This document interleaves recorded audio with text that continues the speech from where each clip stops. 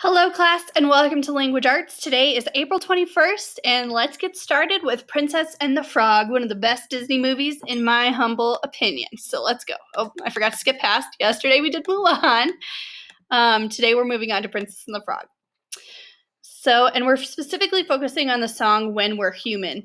If you don't know the story of Princess and the Frog or have not seen the movie, I am posting a video of this link on today's work. However, know that this is a story about, obviously, a girl who works really hard. She meets a pretty lazy prince. He is turned into a frog by some voodoo magic, and she then kisses him to try to make a wish come true. She turns into a frog as well. So they're all trying to become back to human. That's kind of the plot line of this song. So you have a number of activities on your page, on your Wise Me page, that are going to walk you through step by step what you need to get away from this song. In addition to that, we're going to do a character traits diagramming in our Ultimate Language Notebooks. If you don't have your Ultimate Language Notebook at home, you can do this using the information on this screen right here. So use the chart below to draw the two main characters, Tatiana and Naveen. Note, your picture might not look like the character, but you are practicing using a chart to draw the stick figure to convey what traits you think apply to this person. If the character has that trait, include it. If they don't, do not add it. So for example, if the character is lazy, you're going to need to add a tongue. If they are anxious, you're going to need to add buttons. If they're careful, you're going to need to add a circle nose. If they're hardworking, you're going to add a straight line mouth. If they're social, you're going to give them a bow tie or a bow. If they're playful, you're going to give them shoes. If they're serious, you're going to give them eyebrows. If they're reserved, you're going to give them hair. If they're reckless, you're going to give them a triangle nose. If they're funny, you're going to give them a smile. If they're selfless, you're going to give them a hat. If they're determined, you're going to give them hands. If they're lonely, you're going to give them a frowning mouth. If they're selfish, you're going to give them a crown. If they're creative, you're going to give them ears. So this is kind of up to you to determine which character traits fit our two main characters in the song the best. Okay, so then we have our comprehension section, which I'm going to zoom in on. Sorry for all the craziness. So it says so you need to listen to that song. You can pause this video. You can go listen to it, answer the other activities, and then kind of come here. Again, if you don't have your Ultimate Language Notebook at home, my expectation is that you do this on a spare sheet of loose leaf paper. Based on the lyrics of this song, we can infer that Louis Armstrong and Sidney Bechet are A, famous athletes, B, members of the royal family, C, restaurant owners in New Orleans, or D, famous jazz musicians. Number 2, based on this song, we can infer that Tatiana feels A, Naveen is a humble, responsible person, B, Naveen has good ideas, but they're not going to happen, C, Naveen is too proud of himself and irresponsible, or D, Naveen is a kind and sensitive person. Number 3, persevering means persistent, steadfast, and hardworking. The word persevering best describes which character is strong. A, Naveen, B, Louis, C, Tatiana, or D, both Tiana and Naveen. I'm sorry, it's Tiana, not Tatiana. That was the name of my student. Number 4, we can infer that Naveen, A, enjoyed his life before he was turned into a frog, B, hated his life and wants to make a change, C, is serious and responsible person, or D, was a shy person before being turned into a frog. Now, the last one says compare and contrast the two main characters based on what you find in the song. Insert the words into the word box. So you need to take each of these words and you need to sort them as relating to Tiana, Naveen, or both. If you are struggling to remember how Venn diagrams work or how comparing and contrasting works, remember we did a whole unit on it at the very beginning of the year. Go back to the Venn diagram section in your Ultimate Language Notebook.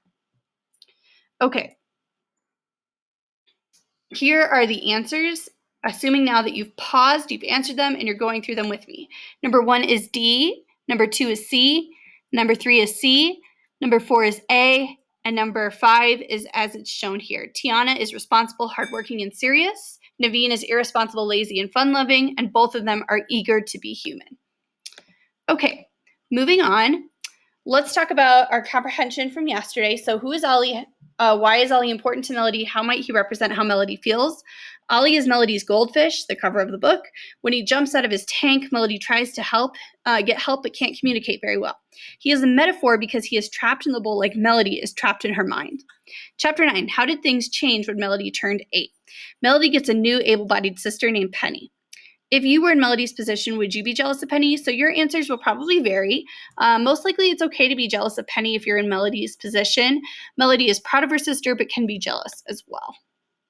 So these are our questions for today. Chapter 10, how does Melody have a sense of humor even if she can't talk? How does Melody's condition affect the rest of her family? Chapter 11, what are inclusion classes? How does getting an electric wheelchair help Melody? How do the other students treat Melody and the other students in the inclusion class? Who is Rose? Is she a good friend to Melody? Is Melody as good of a friend to her as she is to Melody? We're also going to do a personal challenge. So for 2 hours, do the challenge given to Claire and Molly while in school. You must stand for 2 hours. You're not allowed to rest in any way. Reflect on your experiences. Do you think this is a good punishment for the girls? So what I want you to do actually is tomorrow, this is kind of a preview. Tomorrow, I want you to try to do your work standing. You might not be able to do it, and that's okay. But I want you to try. And as you try, I want you to respond to what that was like. Was it any different than being able to sit in a chair?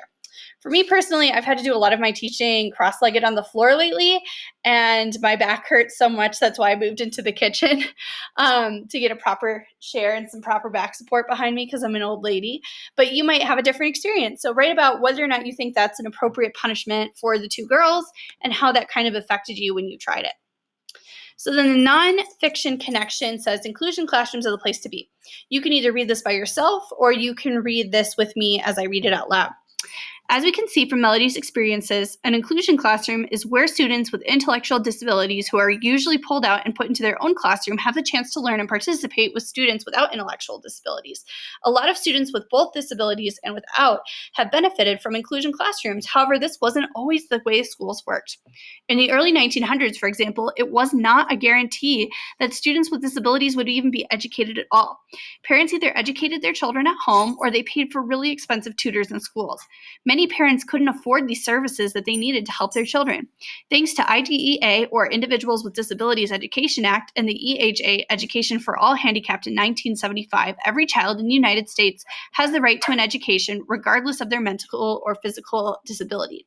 This means it does not only guarantee an education for students like Melody, but it also guarantees students who are blind, deaf, in wheelchairs, or with other disabilities. Since it was first introduced, it has changed a lot. One of the amendments was to give care to parents as soon as their baby was born.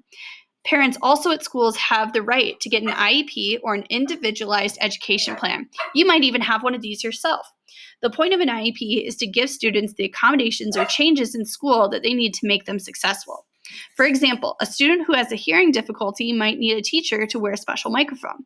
A student who is in a wheelchair might need extra time when getting to classes. A student with a reading disability might need more time to take tests or help organize their notes. It helps teachers and parents give their students the best care that they can in the most quote-unquote normal environment. This was a really great change in American schools. Now parents could send their children to school no matter what. Often, however, these students were segregated in their own special classrooms and would have little to no interaction with the students outside their special education world. This started to change, however, when educators started using inclusion classrooms. A report conducted by IDEA in 2008 found that 95% of students with disabilities went to school at their neighborhood public school. The report also found that over 5.5 million students spend at least part of their day in a general education or inclusion classroom. Special education is getting better and better as teachers and professionals find better ways to support and teach all students. As a result of nationwide changes, students with disabilities are reading more and more each year. More students are graduating from high school with disabilities, many with a regular diploma. Teachers are finding different ways to test students to help them and chart their progress. Overall, special education and helping students with a variety of disabilities has changed greatly over the years. Let's hope it keeps improving to reach out to bright students like Melody. Yeah, and that's one of the reasons I love this book is that it really shows someone who was in a segregated classroom who is brighter than everybody else in the school. And I just want to share kind of my own experience. When I first started teaching, I was very young, and I was a special education science teacher. So I taught students who were either in the U.S. for the first time in their lives. Some of them had never seen a pencil before. And I also taught students who had disabilities. So students who sometimes couldn't even speak, students who sometimes couldn't move like Melody. I also taught students who had like reading disabilities or things like that, like dyslexia. And it was an interesting experience for me. And I believe I've shared this story before, but if I haven't, it's a good one. So this was the only time I've really underestimated my students. So my first year teaching, I did this awesome lab where we made roller coasters out of PVC piping. And you'll probably do this maybe at some point in your educational career. And I was just so impressed and blown away with not only the roller coasters that my students made, but also with like the math they did behind it, with all of these things. They had like these tracks of marbles that were jumping, they had loop-de-loops, they had like triple loop-de-loops and stuff like that. So then the next year I went and I taught what's called AAP, or gifted and talented students. So these are students who were above their grade level, either by a full year or more than a full year. And what I found was so interesting, because I was set down to do this lab with them, this roller coaster lab. And I was like, okay, these are my advanced kids. They should do so much better than my kids last year who were ESOL and special education.